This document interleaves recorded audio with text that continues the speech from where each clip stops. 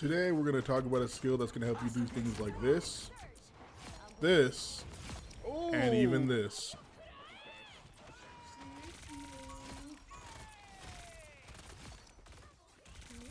So let's hop right into it. Alright, so not to waste any more of your guys' time, the skill I'm talking about is resource management.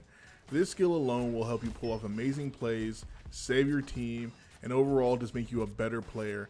And a lot of players, even in the top 1%, are lacking this skill. In this video, we're going to go over several tips to help you be better at this skill and things you want to look out for when playing certain roles. Alright, now we're going to start out with the biggest resource in the game, and that is your ultimate, knowing when and where to use it. Now, if you're a healer main, I want you to pay attention because this is your meta. You want to pay attention real close to what I'm about to say. Tracking the enemy's ultimates will be very crucial to winning you some big games later down the road. Usually, if you're playing the healer role, you're most likely going to save your ultimate for defense. Usually, depending on some beginning fights, if you build your ultimate fast and you want to take advantage and your teammate's still up, I recommend using it first. But if you don't know, you're not for sure, save it for a defensive ult. When I mean defensive ult, save it for a DPS as a good ult like Psylocke, someone like Star-Lord, or someone like Punisher. You're going to want to save your ultimates for those case scenarios. But now for tank players, I know you have a lot of good ultimate that can define the game, win you the game most of the time. But sometimes you'll just see your tank players throw it out there like a Eye of Agamotto and just have a healer ready to pop their ultimate. Now, if you're a tank player and you can apply pressure to the supports and get them to use your ults early and survive, or just come back for the next team fight, you have an easy team winning ult. But now for my DPS players, you might have it some of the hardest when it comes to ultimate tracking, because not just support players can cancel out your ultimates, but some of the tank players can too. Like if you're a Star-Lord, for instance, not only do you have to worry about Luna popping her ultimate and stopping your kill, you have to worry about Magneto ulting and sucking up your bullets. Now this isn't always bad. Sometimes you will get a lot of value if you can take two ultimates for one.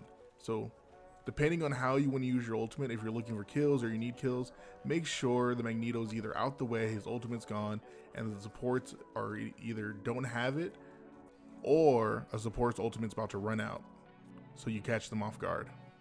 Now overall, it's going to be very hard to ult track in this game as compared to like other team fighters or team shooters like Overwatch, because they hide some of the stats. But a good rule of thumb is the team fight's going on for long enough, the supports usually get it first, then the DPS, then the tank.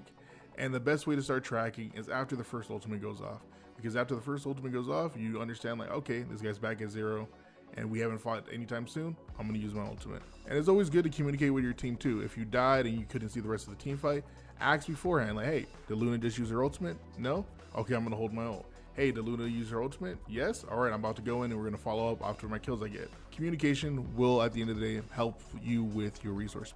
And as you climb the ranks, you'll see other people calm those same things as well. So always make sure you're paying attention to what's going on and who is using what in team fights.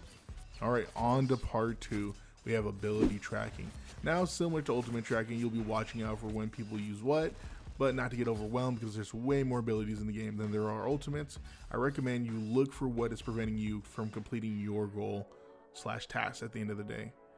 The most common tank you'll run into is either a Magneto or a Strange. If you're facing a Strange, I recommend you empty that clip until you break his shield, and then once you hear that sound effect, go for a pull. Or if it's Magneto, he cannot hold his shield up forever, so as soon as he drop it, go for a hook.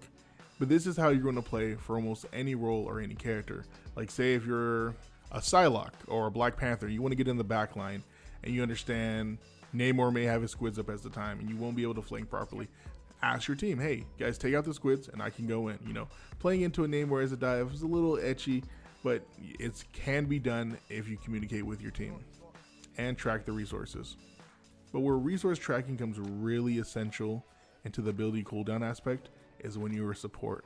Some supports in this game honestly get carried. I may or may not be talking about you, but some supports in this game have low, very low mechanics. And we're going to fix that, right? And you don't need to do anything fancy, but just focusing on when to use your abilities defensive wise will help you stay alive a lot longer. And a support who can stay alive a lot longer can cause so much more destruction. If you notice, in a lot of support kits, they have defensive capabilities. Like if you're a Luna, you have your Ice Ball, right? If you're Mantis, you have your Sleep. Now, when I say these things, I don't want you thinking like, yeah, you're going to hit every snowball or you're going to hit every sleep, but don't be throwing these things out if you know you're going to be using them to help out against your dive. And that's what makes characters like Invisible Woman so good. She has so many abilities that can help her with defending herself, whether it's the double jump that turns her invisible, whether it's the push that can push back enemies from diving her, or whether it's her little orb that can slowly pull in and damage targets who jump on her as well. Saving these things for the right time, or saving them to keep you alive when you know you're facing against divers, will make you an outstanding support player. Now we're moving on to the final part, and that is building resources. Now, in order to win some games, you're going to want to have to build your resources a lot faster. Usually this comes down to the last team fight, right? Say like you're a tank player, right? And you notice one of your supports are near their health or near their ultimate, and you're like, okay, I'm going to take some damage, and it's going to fill my supports up to get their ultimate, right? Now you may be thinking that it may be filling up the enemy's ult charge, but hey, at the end of the day, if you can go ult for ult and when you use it properly, that's still a win. But going ult for no ult is going to cost you at the end of the day. And this can also apply to more than just tanks taking more damage for the healers. Say one of the supports already have their ultimate. You can tell your others were like, hey, I'm going to focus on the squishies, you focus on the tanks. And therefore one of the supports can have way more healing done and get their ultimate charge way back faster, as they're the only one healing the tank for a certain amount of time.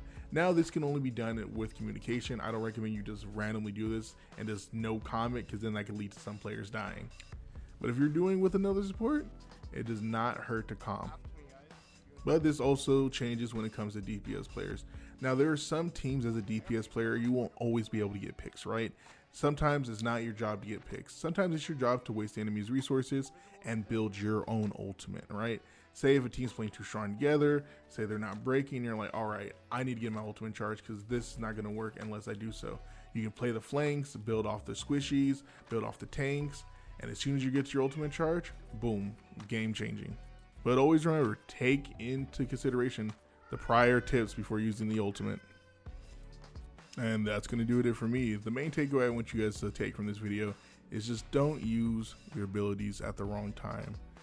Think about it before you use it, and I guarantee you'll see a lot more wins in your future matches.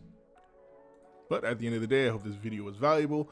If you ever want to come watch me stream, bada bing, and the link will be down in the description below. With that being said, I hope you guys have a good, wonderful rest of your day.